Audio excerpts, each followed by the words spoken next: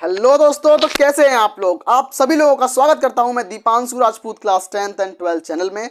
आज की इस वीडियो में हम देखेंगे क्लास 10th का चैप्टर नंबर 2 अम्ल, क्षार और लवण, एसिड, बेस एंड सॉल्ट के बारे में। आज मैं आपको पढ़ाऊंगा अम्ल। आज मैं आपको अम्ल पढ़ाऊंगा, अम्ल यानी एसिड, एसिड के बारे में पढ़ाऊंगा। आज मैं कौन से टॉपिक्स कवर करने वाला हूं, यहां पर देखिए। अम्ल पढ़ाऊंगा आज मैं आपको, अम्ल मतलब एसिड पढ़ाऊंगा। उसके बाद मैं टाइप्स ऑफ एसिड, अम्ल के प्रकार पढ़ाऊंगा। प्रबल अम्ल और दुर्बल अम्ल के बारे में पढ़ाऊंगा। भौतिक गुण मतलब इसकी फिजिकल प्रॉपर्टी बताऊंगा। फिर उसके बाद बताऊंगा आपको अम्ल के उपयोग, यूज ऑफ एसिड, अम्ल के उपयोग, अम्ल का उपयोग हम कहाँ कहाँ करते हैं ये मैं आपको बताऊंगा। तो चलते हैं, आगे बढ़ते हैं। तब तक के लिए आप इस टॉपिक को स्क्रीनशॉट कर लीजिए। तो दोस्तों, अब मैं आपको बताऊंगा अम्ल क्या होता है, अम्ल यानी कि एसिड क्या होता है। आप एसिड अटैक के बारे में जानते होंगे। वो एसिड एक तरीके का लिक्विड होता है, एक एक द्रव होता है, एक लिक्विड होता है, एक पानी की तरह होता है। आप जानते होंगे एसिड के बारे में। आज मैं आपको एसिड को विज्ञान की भाषा में बताऊंगा।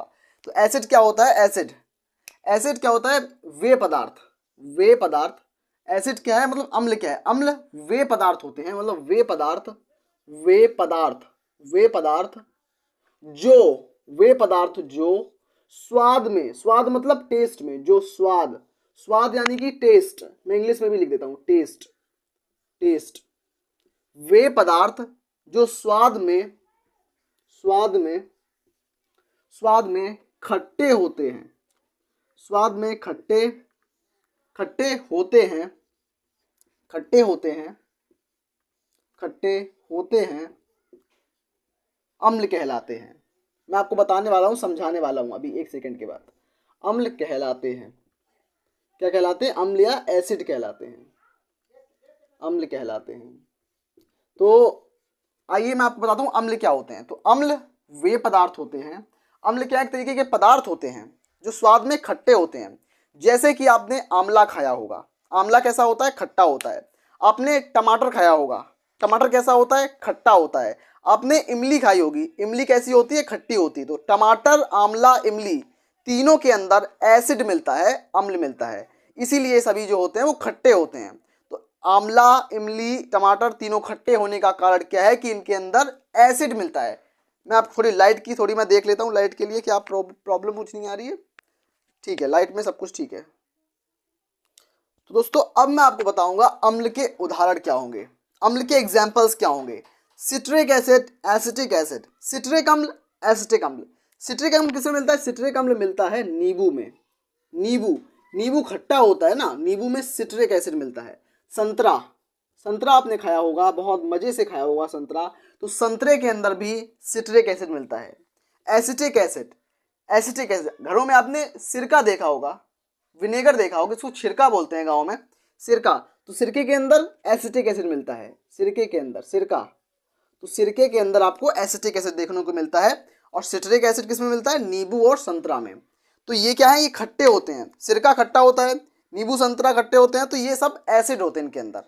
अब मैं आपको बताऊंगा एसिड के टाइप्स कितने होते हैं।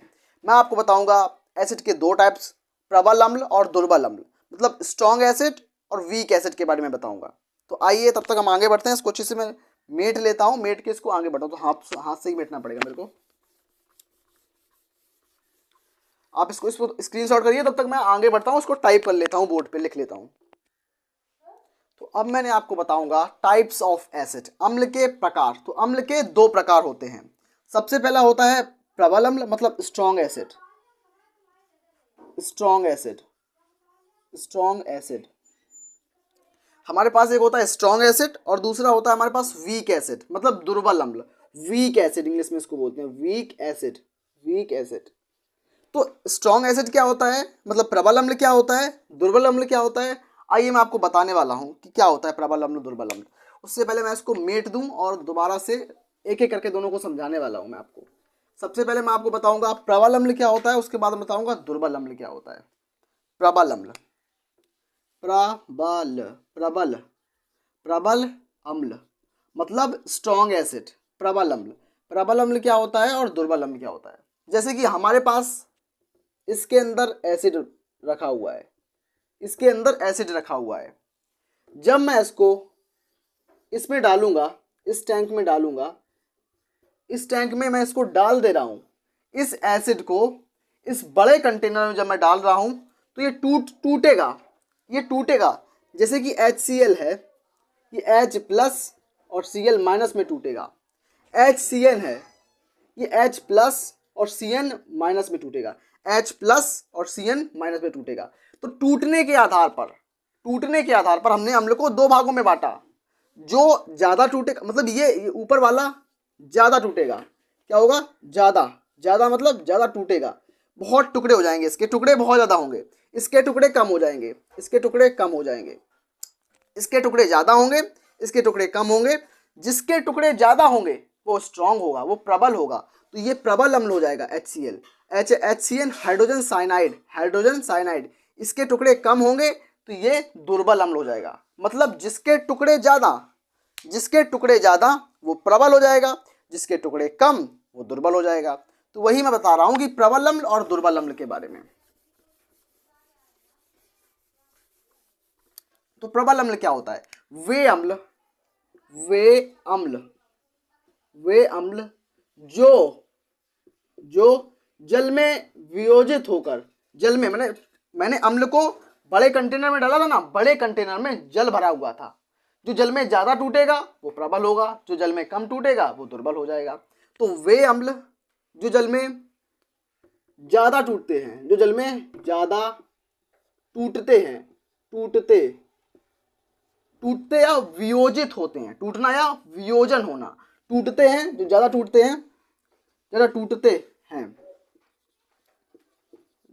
हैं, प्रबल अम्ल कहलाते हैं। प्रबल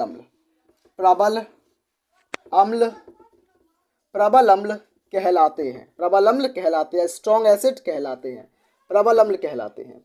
मैं आपको प्रबल अम्ल बताऊंगा, उसके बाद मैं आपको दुर्बल अम्ल बताऊंगा। उदाहरण देखो इस चीज के, सबसे पहले एग्जाम्पल क्या होंगे, उदाहरण में क्या होगा, HCl का मतलब हाइड्रोक्लोरिक एसिड। दूसरा हो जाएगा H2SO4 का मतलब होगा सल्फ्यूरिक एसिड। ये क्या है, सल्फ्यूरिक एसिड। ये क्या है, HCl hydrochloric acid, sulphuric acid. तो ये दो एग्जाम्पल हो गए, ये दोनों क्या है, एग्जाम्पल हो गए प्रबल अम्ल के। मतलब जब मैं HCl को या H2SO4 को पानी में डालूंगा तो बहुत ज़्यादा टुकड़े हो जाएंगे, टुकड़े ही टुकड़े हो जाएंगे। मतलब ज़्यादा टुकड़े होना प्रबल अम्ल कहलाता है। और अगर कम टुकड़े होंगे तो वो दुर्बल अम्ल हो जाएगा। मतलब कम है, पैसा कम है, दुर्बल है, कमजोर है, तो कमजोर अम्ल मतलब उसके टुकड़े कम हैं। अब मैं आपको बताता हूं दुर्बल अम्ल के बारे में। दुर्बल अम्ल क्या होते हैं? मैंने आपको प्रबल अम्ल बता दिया अच्छे से। अगर कोई डाउट हो तो आप मेरे को कमेंट सेक्शन में बताओ कि मेरे को ये चीज समझ नहीं आ रही, मैं दोबारा उसको समझाऊंगा। दुर्बल अम्ल बताने जा रहा हूं मैं आपको। दुर्बल अम्ल मतलब वीक एसिड। दुर्बल अम्ल या वीक एसिड। दुर्बल अम्ल या वीक एसिड इनको बोलते हैं। वे अम्ल जो जल में कम टूटते हैं। अगर ज्यादा टूटेंगे तो प्रबल, कम टूटेंगे तो दुर्बल। तो वे अम्ल जो जल में कम टूटते हैं, बहुत कम टूटते हैं, कम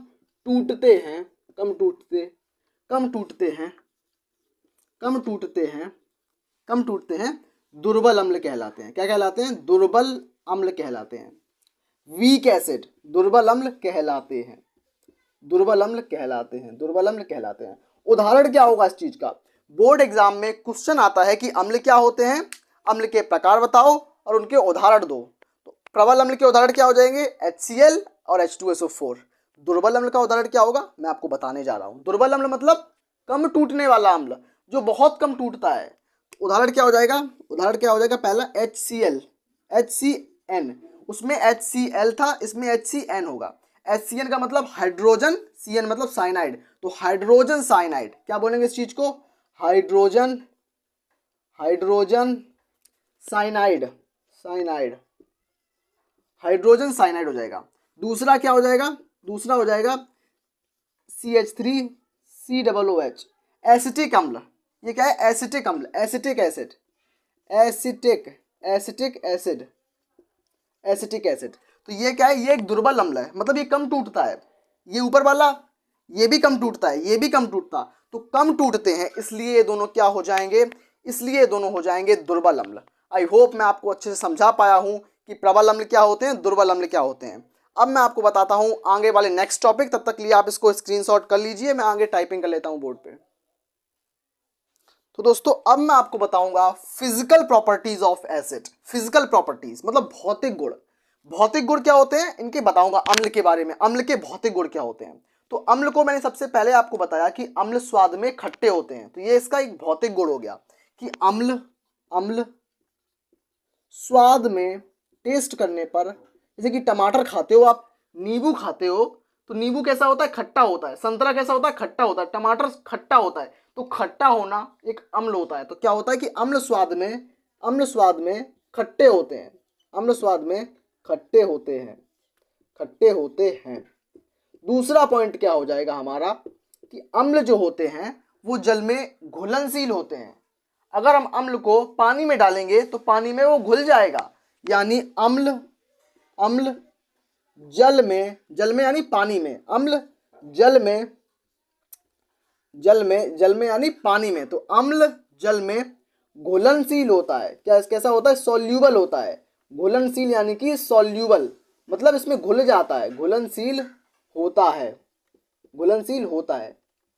अगर हम देखें, अगर हम तेल को पानी में डालेंगे, तेल को पानी में डालने पर तेल पानी में नहीं घुलता, लेकिन अम्ल मतलब एसिड को पानी में डालने पर घोल देंगे तो वो घुल जाएगा, मतलब अम्ल सॉल्यूबल होता है, पानी में घुलनशील होता है। अब हमारा जो तीसरा पॉइंट होगा वो बहुत इंपॉर्टेंट होगा। अम्ल की प्रकृति जो होती है, अम्ल मतलब एसिड संक्षारक प्रकृति के होते हैं। संक्षारक मतलब कोरोजन, संक्षारक मतलब कोरोजन प्रकृति के होते हैं। मैं आपको बताने वाला हूं कि ये क्या होता है। कोरोजन प्रकृति मतलब संक्षारक प्रकृति के होते हैं, संक्षारक का मतलब क्या होता है कि मेरे पास एक कपड़ा है, मान लिया मेरे पास ये कपड़ा है और इस कपड़े पे मैं एसिड को लेकर हूं। एसिड जानते हो आप लोग, एसिड लिक्विड होता है, पानी की तरह होता है एसिड। अगर मैं इस कपड़े पे डाल देता हूं एसिड को, तो ये कपड़ा जल जाएगा, कपड़ा पिघल जाएगा, मेल्ट हो जाएगा, मतलब ये कैसा हो जाएगा, संक्षारक हो जाएगा। तो एसिड जो होते हैं वो कपड़े को, लकड़ी को जला देते हैं, इसलिए ये बहुत खतरनाक होते हैं, यानी कि संक्षारक होते हैं, ये कपड़ा जल जाएगा यानी कि संक्षारक होते हैं। तो अम्लों की प्रकृति जो होती है वो संक्षारक होती है, याद रखना इस चीज को। तो अम्ल क्या होते हैं, खट्टे होते हैं।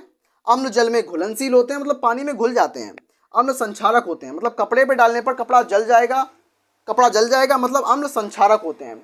अब मैं आपको बताऊंगा अम्लों के उपयोग के बारे में।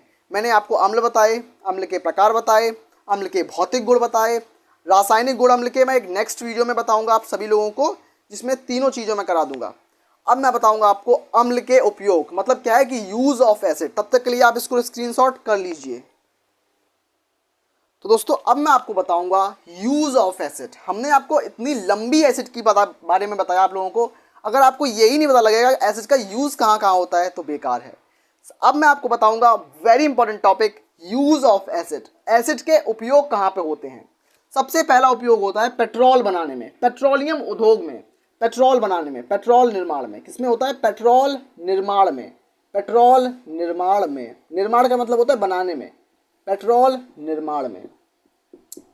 दूसरा इसका जो अम्ल का उपयोग होता है वो होता है उर्वरक बनाने में। उर्वरक का मतलब होता है खाद बनाने में।